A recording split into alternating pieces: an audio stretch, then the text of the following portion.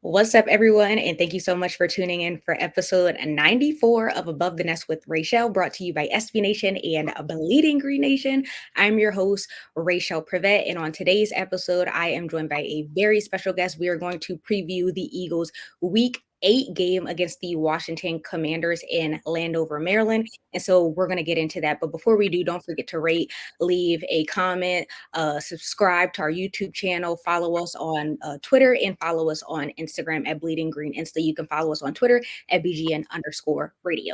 But on today's episode, I am joined by the post-game and in-game host on 106.7 The Fan and Team 980, Lynnell Willingham. What's up, Lynnell? How's it going? How are you feeling? I'm good. Life is tough here in DC, being a Commanders fan right now, and a little losing streak going on. But I'm trying to stay afloat. I appreciate you all having me.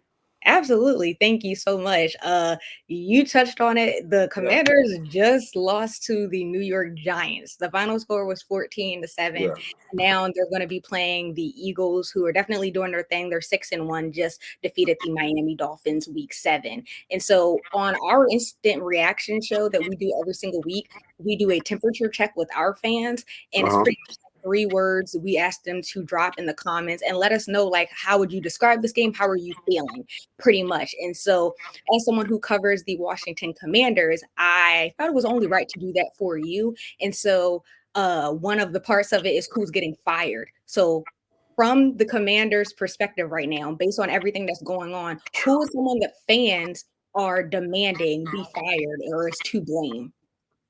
Well, a lot of people are blaming Ron Rivera. He's going into year 4 of a 5-year deal, and their plan the last 3 off seasons at the game's most important position, to me, just hasn't made a lot of sense. Obviously, the big storyline with Washington this year is them going into the season with Sam Howell after his Week 18 performance against Dallas. 11 completions. Didn't knock my socks off at all in Week 18, but it definitely seemed like it was worth taking an extended look at him. Now that we've gotten into the regular season, though, Raichele, he just simply hasn't played well. I thought last weekend in New York was probably the worst performance of his young career to this point. The sacks obviously has been a big issue here locally. He's on a historic pace right now in terms of the amount of sacks that he's taken in the first 7 weeks. It's hard for me, right? I use the analogy here recently. It's a time and place for everything, right, Raichele? Like, I don't know what type of hip hop music you like to listen to. I like to listen to Lil Wayne. I'm not going to walk into my 9 o'clock Sunday service bumping Lil Wayne on the boombox, and I'm not going to develop a quarterback in year 4 of a 5-year deal. There's a time and place for everything. I'm just not a big fan of the overall direction right now that under Ron Rivera's stewardship. We obviously had a significant ownership change happen over the summer.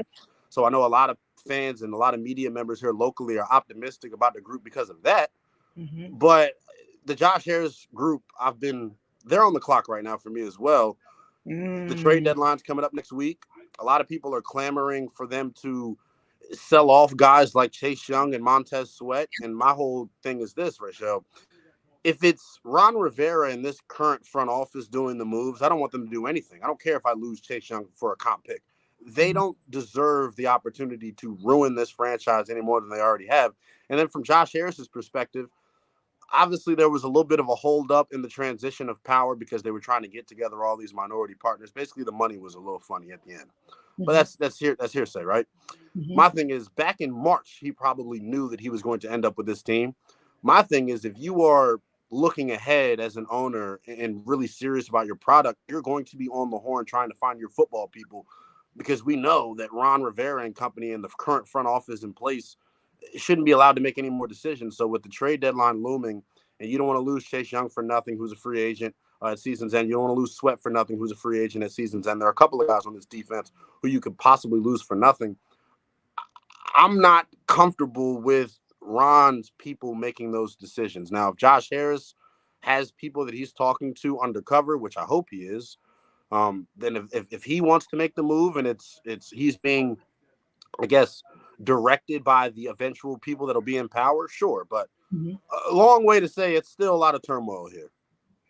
Yeah, and Ron Rivera has been in leadership for 4 years now, and just hasn't really had a lot of success over, he's responsible. He is definitely the one to blame. So do you think that if the Commanders lose to the Eagles on Sunday, is that it for him, or what's the timeline for letting, like, is he going to be fired this season? What's the timeline looking like? I mean, me personally, I think after you lost Sunday to New York, I would have cut the cord right then. I probably would have cut the cord Thursday night after the loss to Chicago. Mm-hmm. But as we know, it's difficult because this group just took over. Josh Harris is also the owner of the Philadelphia 76ers as well as the Yeah. New Jersey Devils.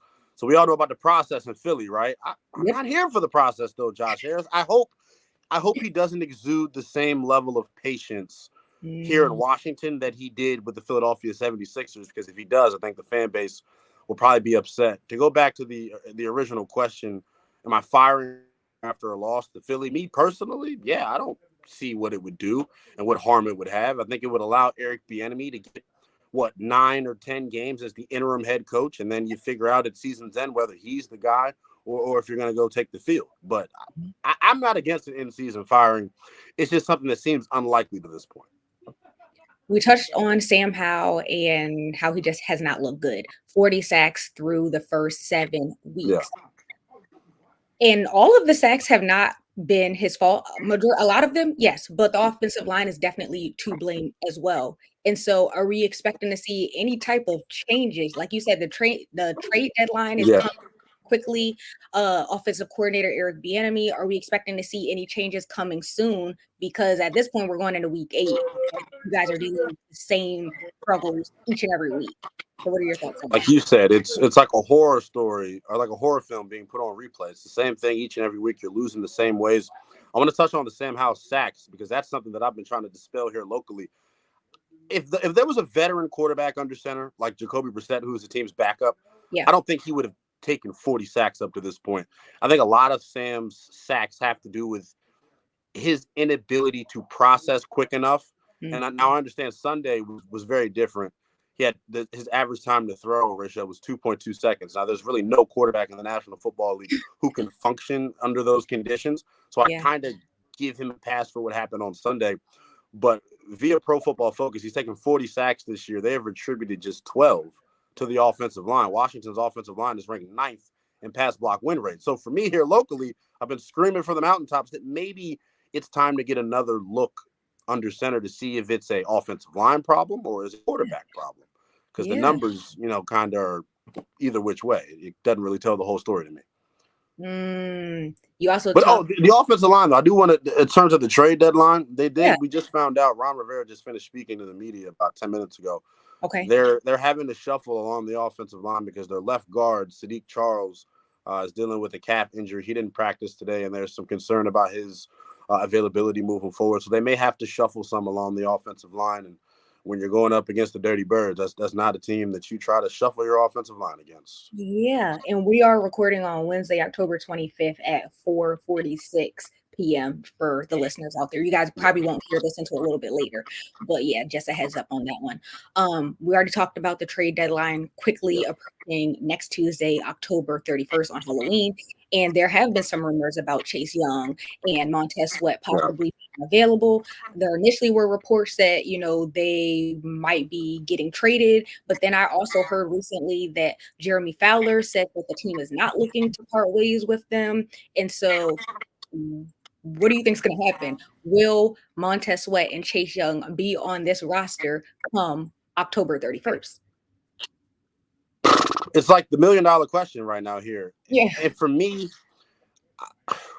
when you've had the limited success that this roster has had over the past 4 seasons, I think everyone should be on the table as long as you're not going to hurt yourself financially by making a move. But Mhm. the situation with Chase Young and Montez Sweat, I think, is a little bit because they have expiring contracts. Now, if you remember, Washington made the decision this spring to decline Chase Young's 5th-year option. Now, at the time, it made a little bit of sense. He's coming off a pretty significant injury, only played 4 games last year. More of like a sense of motivation, not picking up the option. And damn, is he motivated, Raichele. He's come out and he's top 10 of the National Football League in pass rush win rate. He's top 10 in sacks. So he's playing really well. The problem is you now have a decision to make coming up, as you mentioned, on October the 31st. I said it at the beginning of this. I don't want Ron Rivera and this current staff making any more decisions in terms of buying or selling with this current roster. Now, if Josh Harris and his ownership group, if they have an idea of who the next general manager is going to be, if that's who they're consulting about making these moves, I'd be all on board for it. But at this point, if I had to pick between the two, I'm getting rid of Montez Sweat. Chase Young is 24 years old, has been more productive than Montez at this point. And I think when you talk to talent evaluators across the league, Rachel, they just feel like Chase's upside, although he's got the injury history, is just a little bit more than Montez Sweat. Yeah, he's looked really good, Yeah. especially coming back from an injury. Like in the midst of this return, he Yeah. has 15 tackles, 5 sacks through his first 6 games.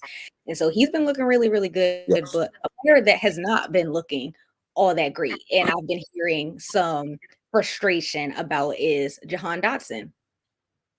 What's going on with him? What's up with the drops? This fan base, first of all, Rachel, you know, I don't know if you grew up in the area, you know how crazy this fan base is.